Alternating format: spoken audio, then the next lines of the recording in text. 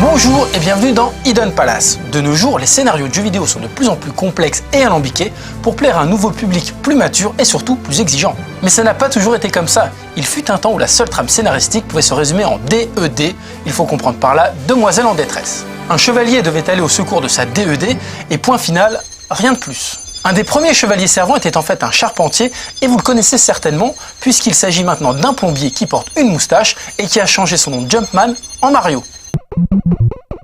On a un peu de mal à s'en rendre compte, mais en 1981, il était encore très rare de devoir sauver sa belle. Mario doit en effet sauver Pauline, sa petite amie de l'époque, capturée par un primate appartenant au plombier. Petite parenthèse pour rappeler qu'à la base, Donkey Kong devait être un jeu avec la licence Popeye, le célèbre marin. Et Nintendo n'obtint les droits d'exploitation qu'un an après. Et dans ce jeu, Popeye doit récupérer les cœurs que lui envoie Olive tout en évitant Brutus. Et bien évidemment, tout se finit dans une farandole de cœurs et d'amour.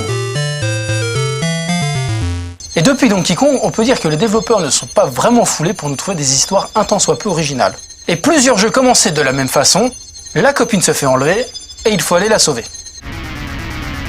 Que ce soit les forces du mal dans Ghouls and Ghosts qui coupent une idylle entre Arthur et sa douce amie, des cannibales voulant dévorer la promise dans Jungle Hunt,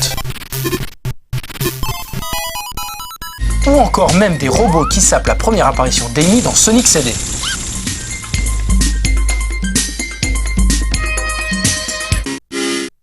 Ou beaucoup plus discrètement pendant l'apparition d'un logo, comme pour Earthworm Jim 2.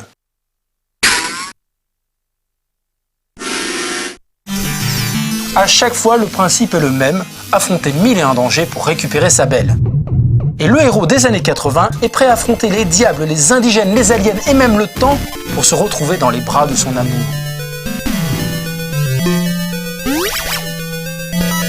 Et il existe un genre bien particulier qui prend des mesures plus viriles. Il s'agit du beat'em all, et là les chevaliers servants n'y vont pas avec le dos de la cuillère, ils y vont à grands coups de poing, de latte, de matraque, de batte et tout ce qui pique et qui fait très mal. Les grands classiques du genre commencent de la même façon. Double Dragon, Final Fight,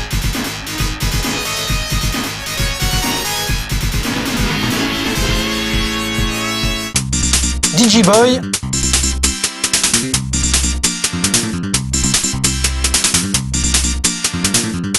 ou encore My Hero.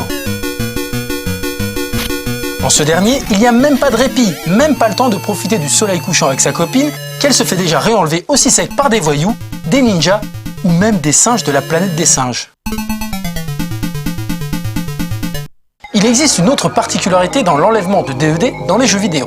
Une particularité topographique apparemment, il y a un risque plus élevé que sa copine se fasse enlever si elle se trouve dans une prairie. C'est assez étrange, mais bon nombre de jeux commencent de cette façon. Deux personnes pique-niquent dans un joli champ de fleurs, jusqu'au moment où un être venu de nulle part vient briser ce cadre idyllique. Démonstration dans Alex Kidd in Shinobi World,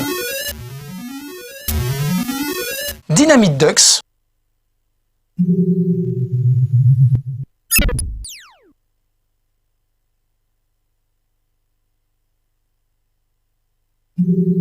ou la version Mega Drive de Toki.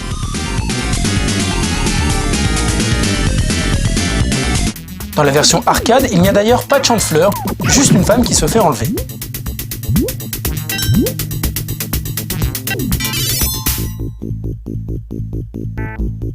Dans Super Adventure Island, on se veut un peu plus original, puisque ce n'est pas un champ de fleurs, mais une colline fleurie. Dans Castle of Illusion, c'est la sorcière de Blanche-Neige qui gâche la ronde du bonheur entre Minnie et son amour. La prairie peut aisément être changée par un cimetière, comme dans Splatterhouse sur NES. Le principe est le même, mais en un peu plus morbide tout de même.